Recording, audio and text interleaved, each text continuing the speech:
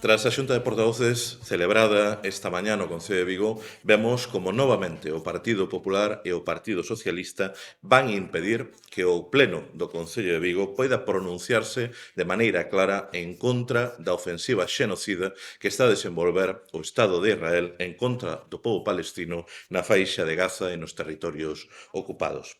O Partido Popular e o Partido Socialista veñen de impedir que, tal e como propuxemos formalmente o BNG na Xunta de Portavoces, o Pleno do Concello de Vigo poida someter a dictame, poida aprobar unha declaración institucional que foi elaborada pola Plataforma Cívica pro Dereitos do Pobo Palestino de Vigo, que foi suscrita por 21 organizacións sociais, sindicais e políticas e nas que, nunha declaración institucional, na que se recollían expresamente tres cuestións que consideramos absolutamente imprescindíveis diante da barbarie que se está a padecer, que se está a perpetrar na Palestina ocupada. En primeiro lugar, a exixencia dun inmediato cesar o fogo. En segundo lugar, non recoñecer esta brutal ofensiva militar que ameaza xa, que vai situar en preto de 40.000 as persoas asasinadas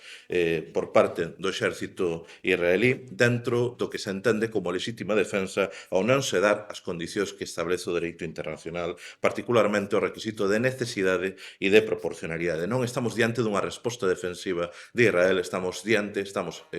asistindo ao desenvolvemento en curso dun brutal xenocidio na Palestina. E, en terceiro lugar, unha declaración institucional que se limitaba a demandar que o goberno de Israel, que o Estado de Israel, cumpra coas resolucións da Organización de Nacións Unidas e tamén que atenda os dictames da Corte Internacional de Xustiza no tocante á prevención do xenocidio, nas que se inclúen, entre outras medidas, a suspensión inmediata das operacións militares, desistir de asasinar, causar danos corporais ou mentais, impoñer condicións calculadas para provocar a destrucción da vida en parte ou na súa totalidade e renunciar á expulsión ou desplazamentos da poboación dos seus fogares, así como desistir da destrucción de probas. Trátase, máis unha vez, da exhibición da falla de compromiso